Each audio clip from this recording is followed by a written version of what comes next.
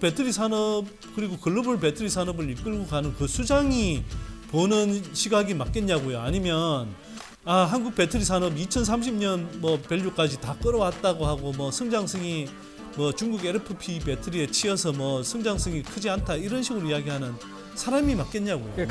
전액 같은 경우는 뭐 제가 알기로는 그 이라는 회사가 이제 받을 것 같고요. 네. 그다음에 양욱제는 그 가져가는 걸로 알고 있습니다. 고객사들이 결국은 이 셀의 어떤 그 공급사가 제한적이지 않습니까? 우리나라 3사뿐만 아니라 뭐 네. 거의 제가 판단했을 때도 그냥 3사밖에 없을 거라 생각을 하고 네. 있고요. 네. 하인데급에서는. 네. 그래서 줄을 서지 않을까라는 생각을 네. 하고 있는데 물륜급으로 이 우리가 이제 코발트 프리, MMX 그리고 하이만간 네. 요 그 양극재 포트폴리오, 양극재 셀에 대해서는 한국의 게임 체인저가 될 수 있을 거라고 생각을 하시는지. 게임 체인저까지는 아닌데요. 네. 제가 이제 아까 뭐 좀 사실 설명드리다가 예. 그 부분을 마저 이어서 말씀을 못 드린 것 같은데 네. 중국 LFP 배터리가 왜 2, 3년 후 정도면은 퇴색될 수밖에 없냐 하면 한국의 지금 이제 배터리를 개발하는 로드맵도 네. 뭐 당장은 어쨌거나 이제 상대적으로 좀 고가 차량들 중심으로 갔으니까 우리도 뭐 하이니켈 배터리 중심으로 해서 이제 네. 상대적으로 고성능 고가 배터리 중심으로 네. 일단 먼저 개발을 한 거고요. 예. 이제는 이제 볼륨 시장으로 가니까 거기에 대응해서 지금 우리가 말씀하신 네. 대로 하이만간하고 하이만간, 코발트 프리 프리하고, 쪽에 예. 미드니켈 쪽 네. 그런 이제 배터리를 본격적으로 지금 개발하는 구간에 들어가 있는 거고 네. 그걸 지금 뭐 이번에 LG 엔솔은 이제 그 실적 컨퍼런스 콜에서도 나왔지만 25년부터 본격적으로 그 시장을 이제 그 시장에 맞는 그런 배터리들을 생산하겠다는 거 한 거 아닙니까? 네. 그렇게 가면 그때 가면 이제 아마 뭐 LFP LFP 배터리보다 가격은 고작해야 10% 정도 더 비싼데 네. 성능은 20% 이상 더 좋은 이상 효율이 좋다. 그런 배터리가 나올 거거든요. 그럼 그 배터리들을 사실은 완성차 업체들이 지금 당장 급하니까 네. 중국 LFP 배터리도 쓰고 또 당장은 뭐 이렇게 고객들이 뭐 어떤 배터리 탑재했는지 알겠어 하고 쓰는 거지만 그래서 일반 네. 고객들은 그걸 모르죠. 그런데 그게 네. 조금만 이제 한 2, 3년 타보잖아요. 예. 2, 3년 타보면은 이제 소비자들 불만이 터져 나오기 시작할 겁니다. 맞습니다. 그걸 안 타보니까 그래요. 안 타보니까 그런데 LFP 배터리 장착한 거는 국내 전기차 타시는 분들도 제가 이야기를 들어보면 겨울에 짜증나서 못 하겠다 그래요. 맞습니다. 불안해서 못 한대요. 불안해서. 그러니까 네. 동네에서는 어떻게 우리 뭐 네. 집밥이라고 얘기하는 동네에서는 왔다 갔다 할 수 있는데 뭐 이번에 레이뿐만 아니 네. 뭐 LFP 탑재 차종에 대해서 네. 예를 들어 서울에서 뭐 대전까지만 간다 하더라도 네. 이게 가능할까 불안해서 못 할 것 같아요. 그뿐만 아니라 나중에 전기차도 결국은 이제 뭐 확산이 되면 그리고 일정한 시점쯤에 중고차 시장이 많이 형성될 거 아니에요. 네. 그 중고차 살 때 한국의 하이니켈 배터리인지 중국 LFP 배터리 탑재된 건지 아마 그 나중에 안 따질까요? 당연히 안 따질 리가 없죠. 지금은 고객들이 네. 모르기 때문에 네. 그렇지만 조금 한 1년, 2년만 아이고 안 지나면 따질 수가 없습니다. 지금은 그냥 처음에는 이 사람들이 이게 이제 전기차를 어떤 기준으로 이렇게 사야 될지 잘 몰라서 그렇지만 결국은 전기차 배터리의 핵심은 전기차의 핵심은 배터리잖아요. 그렇죠. 네. 그럼 그 배터리의 성능을 안 따질 수가 없고 네. 그러면 특히 중고차 시장으로 갈수록 이거는 예를 들면 잔여 수명부터 해서 네. 그다음에 이게 어느 정도의 고성능 배터리가 장착돼 있는지 이런 것들을 따질 수밖에 없거든요. 네. LFP 배터리를 탄다? 아유, 전 넌센스라고 생각합니다. 그게 그리고 LFP 배터리는 그래서 중국에서도 그 비아디는 자기네들 배터리 탑재한 전기차도 생산하잖아요. 네, 맞습니다. 근데 그 비아디는 그 중국에서 따뜻한 남부 쪽 그 기업이고 그래서 그 모델들이 주로 파는데도 다 그냥 따뜻한 지역이고 그렇죠. 북쪽에서는 추위 때문에 비아디 안 나오는 걸 알고 있어요. 조금만 추운 지역으로 올라가면 중국에서도 비아디 차는 안 탄단 말이에요, 사람들이. 그런데 그걸 타겠냐고요. 중국에서도 그 자기네들 추운 지역에서는 안 타는데 웬만한 선진국의 사람들이 중국제 LFP 배터리 장착된 거 그걸 겨울철에 얼마 타지도 못하는데 타겠냐고요. 거기다가 앞으로는 한 25년, 26년 넘어가면서부터는 저 폐배터리 리사이클링 시장이 이제 뭐 본격적으로 성장하기 시작하는데 네. 그때 되면 사실은 지금 우리가 이제 LFP 배터리하고 NCM. NCM을 예. 비롯한 예. 그 삼원계 또는 다원계 다원계, 배터리의 다원계. 원가 경쟁력이 예. 지금은 그냥 이제 이른바 그 뭐 자연에서 채취한 광산이든 네. 염호에서 나는 그런 리튬 또는 뭐 이런 강물들을 사용해서 그런데 향후에는 상당 부분이 결국은 폐배터리 리사이클링에서 해수한 금속을 가지고 사용할 거거든요. 네. 그러면 그게 원가가 상당히 많이 낮아지는 요인이 될 텐데 네. 그때 근데 문제는 뭐냐면 그 LFP 배터리는 네. 별로 해수할 게 없어요. 비싸게. 오히려 지금도 중국 업체들이 그거 해수할 가치가 별로 없어서 그 다 폐배터리 땅에 파묻고 있거든요. 고철덩어리로. 예. 전락할 근데 수밖에 없다. 그 예. 삼원계 배터리들은 거기에 들어가 있는 그 강물들을 다 지금 재활용해서 네. 회수해야 되고 그리고 특히 유럽이나 미국 같은 선진국들은 그런 네. 환경 규제가 굉장히 엄격해지는데 그게 LFP 배터리가 쓸 자리가 있다고요. 그러니까 이게 아까도 제가 말씀드렸지만 네. 지금 현재 상태의 중국 전기차 시장이 3분의 1을 차지하는 시장에서 뭐 예를 들어서 한국 배터리와 중국 배터리의 점유율이 LFP 배터리의 점유율을 이렇게 이야기하는 것이 맞냐? 아니면 향후 커질 방향을 두고 네. 5년, 10년을 내다보고 그런 걸 전망해서 그런 방향에 맞춰서 투자하는 게 맞느냐? 네. 그렇게 가지 않더라도 당장 2년, 3년 후에 빅뱅 폭발만 일어나도 네. 지금의 판도와는 완전히 다른 게임이 형성되는데 네. 예, 그것조차도 내다보지 않고 뻔히 보이는 이 그림을 가지고도 계속 LFP 배터리가 뭐 대세가 될 것 같거나 이게 한국 그 배터리 산업에 엄청난 위협이 될 것처럼 자꾸 불안감 조성하는 사람들은 저는 그 객관적인 시야로 보고 있는 게 아니라 어떤 이해관계가 얽혀 있다고 봅니다. 뭐 현지에서 필드에서 직접적으로 그 업계 얘기를 다 듣고 보면 이거 뻔한 내용인 네. 거거든요. 네. 예를 들어서 지금 뭐 LFP 뭐 10분 충전에 400km 간다. 그 뉴스는 지금 나오지 않지 않습니까? 그러니까 제가 알기로 이게 C레이트를 맞춰야 된다고 알고 있는데 예를 들어 급속 충전하게 되면 이게 효율 자체가 못 올라가기 때문에 아마 폭파 사고도 굉장히 많이 일어나는 걸 알고 있거든요. 그럼요. 리튬 인산철이. 네네. 네. LFP 배터리가 그런 면에서도 예. C레이트가 특히 높은 상황에서는요. 예. 진짜 맥을 못 추고요. 예. 그렇기 때문에 이게 한편으로는 LFP 배터리가 뭐 시장이 형성 안 된다는 게 아니라 시장이 형성돼요. 그거는 근데 주로 그냥 뭐 ESS용처럼 네. 그냥 고정해두고 그런 데는 뭐 부피나 무게가 크게 상관없잖아요. 그렇죠. 네. 그런 쪽으로는 쓰일 수 있고 그래서 한국 배터리 업체들도 사실은 뭐 아까 말씀하셨던 그 미드니켈 배터리가 워낙 가성비 짱이기 때문에 네. 그걸로 웬만한 그 볼륨 시장을 다 차지할 거라고 생각하는데 일부 필요하다면 뭐 전기차용으로도 쓸 수는 있겠죠. 네. 근데 그거는 중국하고 분리된 이제 미국 시장 같은데 네. 이런데 이제 전기차용으로 들어갈 수는 있는 거고요. 네. 근데 그게 제가 볼 땐 대세가 될 것 같지 전기차용으로는 대세가 될 것 대세가 같지는 되지 않다. 않습니다. 이 전기차 수요 둔화 우려보다는 이게 최근에 이제 내연기관의 퇴출 환경에 대해서 네. 이 더 집중을 해야 된다는 얘기가 계속 나오고 있거든요. 네. 그러니까 유럽 연합에서 네. 결국은 이 문제점이 지구 온난화 때문에 네. 내연기관에서 2035년도에는 이산화탄소 배출량에 대해서 굉장히 지금 문제가 심각한 상황까지 네. 온 구간이고 그리고 EU 집행위원회에서 2030년까지 탄소 배출량을 2021년 대비해서 55%까지 줄여라. 네. 이 얘기까지 계속 나오고 있는 상황인데 네. 이게 당연히 이게 수요 둔화는 아까 우리 소장님이 말씀하신 것처럼 지금 일시적인 거다. 결국은 다 어떤 우리가 이제 공급을 받고 해야 되는 게 딱 정해져 있는 상황이고 네.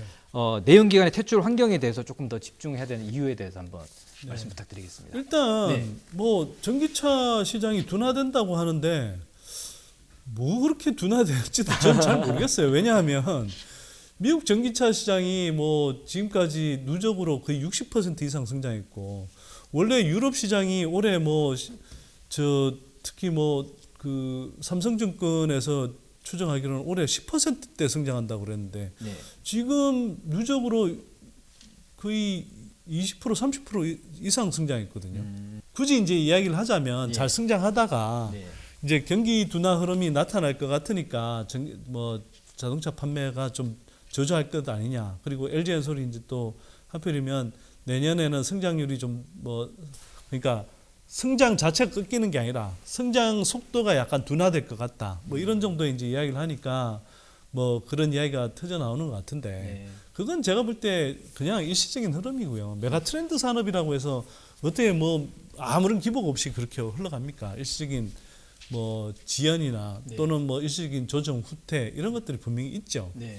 예, 그러나 그거는 아니 경기가 나빠지면 뭐 다른 것도 다 안 팔리는데 전기차라고 막 전기차만 왕창 계속 다 팔리기가 쉽겠어요. 아유, 어렵죠. 당초 생각했던 것보다는 조금 속도가 둔화되기도 하고 그럴 수 있죠. 그러나 아까 이제 뭐 진행자분께서 잘 여쭤봐 주셨는데 네.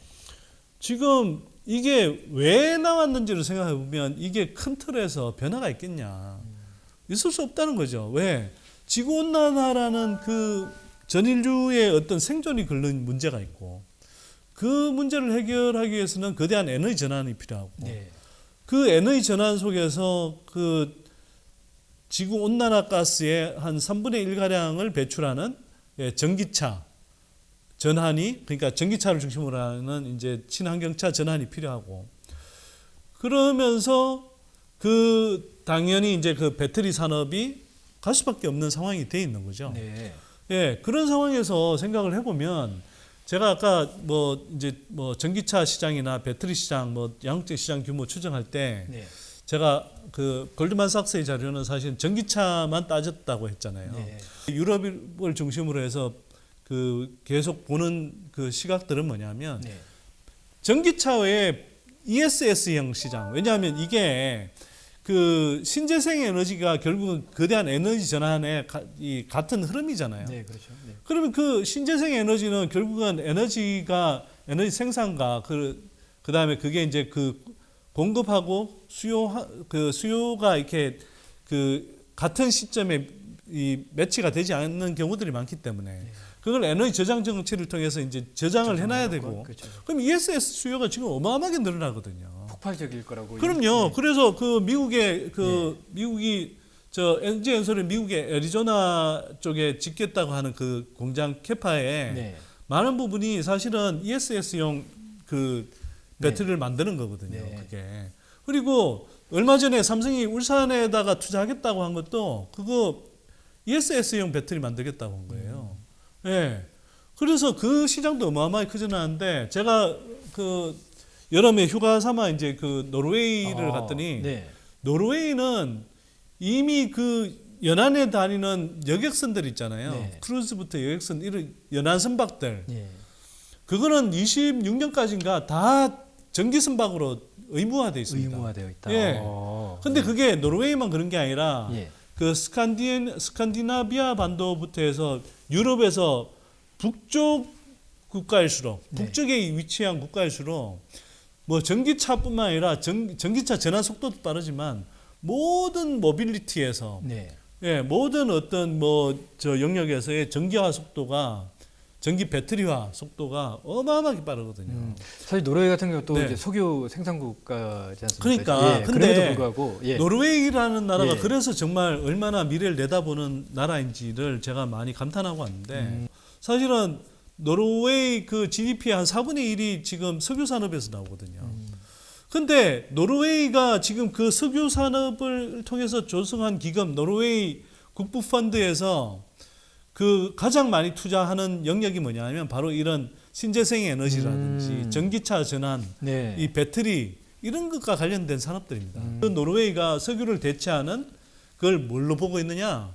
바로 이 전기화로 보고 있는 겁니다. 그리고 배터리를 네. 예, 제2의 석유를 대체하는 제2의 에너지 원으로, 에너지 보는 원으로 겁니다. 보고 있다. 이게 예. 우리랑 완전히 다른 거예요. 이게 직접 근본적으로. 가서 보시니까 완전히 그럼요. 예. 예. 그래서 예. 그 노르웨이 그 저 이쪽 관련한 그 업체하고 그다음에 글로벌 컨설팅 업체인 맥킨지가 공동으로 이렇게 그 추정한 자료로는 아까 제가 네. 골드만삭스가 추정한 그 전기차 배터리 산업 규모로만 보면 그 전기차 산업 규모로 그러니까 전기차만 적용처로 이렇게 추정한 그 배터리 산업 규모가 예를 들어서 2035년 가면 4.2 테라와트신가 그래요. 4.2 테라. 4.2 테라. 예. 예. 근데 그 아까 이야기한 그 맥킨지 컨설팅에서 그 추정한 같은 시기에 추정한 규모는 그 2배가 넘어요. 예, 거기는 ESS 뭐 전기 선박, 전기 항공 이런 거 다 넣은 거거든요. 그만큼 수요가 커진다는 겁니다, 사실은. 사실은 그게 맞아요, 제가 볼 때. 예. 예. 일단 먼저 앞서가고 있고 네. 결국 이제 지구 온난화를 위해서 내연 기관의 퇴출 환경은 우리가 이제 당연히 지금 유럽 쪽에서도 이제 기후 변화에 대응을 하기 위해서 네. 네, 무조건 그렇게 지금 갈 수밖에 없는 없다. 거고요. 필연이다. 네. 예, 네. 좋습니다. 그러면 다음 질문으로 넘어가겠습니다. 이제 2차 전지의 구조적 상승은 언제까지 지속이 될까? 자, 여기에 구조적 상승이요? 예, 구조적 상승은 한 최소 20년은 더 20년 은? 가겠죠. 예. 예. 예를 들어서 한국 배터리 산업은 수주 잔고가 지금 1,000조 원 또는 뭐 일부 보도에 따르면 1,100조 원까지 예, 지금 이번에 도요타하고도 또 헤아리고 있는 예, 거잖아요. 예. LG 엔솔이 연말까지 아마 저 계약이 하나 더 나올 거예요. 아, 볼보하고. 네. 네, 아, 이거는 그것도, 네. 시장에 아마 잘 안 알려져 있는 것 같은데 그 업계에서는 소문이 좀 나 있더라고요. 네. 근데 이게 그 수주 잔고가 지금 1,000조 원, 1,100조 원을 지금 넘나드는 상황이고 이게 근데 끝이 아닌 게 LG 엔솔 권영수 회장이 아까 그 같은 자리에서 뭐라고 이야기했냐면 네. 예, 한국 그 배터리 산업은 마라톤 풀코스에 비유하자면 42.195km 중에 겨우 4km 뛰었다. 4km 뛰었다. 예. 야, 이제 시작이다. 시작이죠. 이제 10% 온 겁니다. 10%. 예. 물론 뭐 주가 측면에서는 뭐 10%가 아니라 한 15%쯤 왔다 뭐 이렇게 이야기할지도 모르겠지만 그게 무슨 뭐 심지어는 어떤 사람들처럼 뭐 2030년 성장성까지 다 끌어왔다 이건 말이 안 되는 거고요. 이제 예, 한국 배터리 산업의 수장이자 뭐 전 세계에서 가장 큰 예, 뭐 그리고 향후에 가장 커질 예, 네. 그 기업의 수장이 하는 이야기잖아요.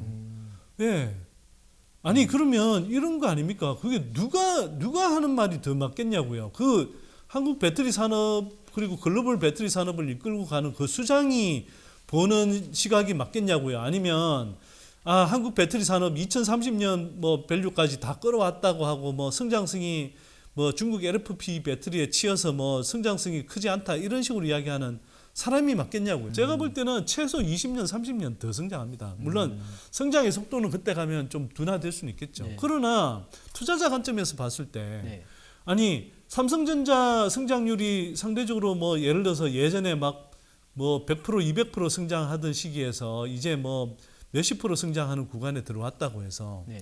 그러면 한국 반도체 산업에서 먹을 게 없고 한국 반도체 기업들 중에 투자할 기업이 없나요? 계속 꾸준하게 기술 발전이라든지 그때의 어떤 그 시장 트렌드에 따라서 새로운 기업들이 계속 생겨나잖아요. 네. 매력적인 투자처들이 계속 나오고 네. 2차 전지가 안 그렇겠냐는 거죠. 더 했으면 더 했죠. 지금 그럼요. 그렇겠죠. 훨씬 더 했으면 더 했지. 예, 맞습니다. 아니 반도체 산업은 이미 한 26년 정도 가면 우리가 배터리 산업이 한국 반도체 산업 규모를 넘어선단 말이에요. 그 이후에는 그 다음부터 10년, 20년, 30년은 예, 메모리 반도체 산업을 훨씬 추월해서 2차 전지 산업이 계속 성장하게 돼 있어요. 네. 아니 근데 이게 부적 성장이 예. 뭐 금방 끝나겠습니까? 한참 가지. 질문 하나 좀 드리고 싶은 게 연말과 연초에 양극재 공급을 계약 소식이 있는지 아까 조금 전에 셀에 대한 어떤 공급 얘기를 하셨는데 네. 2023년도에 포스코 퓨처엠이 한 70조의 장기 공급 계약을 했지 않습니까? 네. LG 에너지 솔루션하고 네. LG 엔솔하고 이제 30조 규모, 삼성 SDI하고 40조. 40조고 네. 그리고 SK 원쪽으로 하나 더 나오고 싶습니다. SK 원쪽으로. 그게 뭐 연말이 될지 연초가 될지 모르겠지만 네. 그 사실 이제 그 뭡니까 SK 오늘 뭐 장비 계약이 나왔던데 SK온에 이제 그 SK온이 켄터키에 이제 1, 2 공장 구축 계획이었는데 이 공장은 조금 미뤄졌고 네. 그 SK온하고 이제 그 포드에 합작해서 블루오블 SK가 네. 이제 짓고 있는 게 켄터키 1, 2 공장이 있는데 이 공장이 이제 조금 날아갔고 그다음에 테네시 공장이 있는데 그 캐파가 43기가와트시로 굉장히 어마어마하게 큰 규모예요, 이게. 네. 예, 그런데 여기에 이제 그 장비 공급 계약이 오늘 나왔더라고요. 일부 업체들에. 네. 그러면 여기 이제 소재도 나오겠죠. 예, 소재 공급 계약도 나올 텐데 그 소재에서 예를 들어서 뭐 전액 같은 경우는 뭐 제가 알기로는 그 뭐 동아기업이라는 회사가 이제 받을 것 같고요. 네. 그다음에 양육제는 거기는 포스코 퓨처엠이 가져가는 걸로 알고 있습니다. 포스코 퓨처엠이. 네. 네. 그러면 포스코 퓨처엠이 가져가게 되면 네. 그 이제 그 생산 캐파 규모가 워낙 크기 때문에 예. 그것도 제가 볼 때는 몇십조 규모로 나올 수 있는 거 아닌가? 근데 요새는 또 이제 뭐 계약 방식을 좀 이상하게 해서 이게 좀 공시 기준에 미달하도록 쪼개서 이렇게 뭐 계약을 맺는 경우들이 있어서 그게 시장이 직접적으로 뭐 딱 뭐 수주 계약 공시 형태로 나올지는 모르겠습니다만 예, 저는 나오는 걸로 알고 있고요. 그게 근데 제가 이제 뭐 당장 그 가장 임박한 걸 말씀드린 거고 네.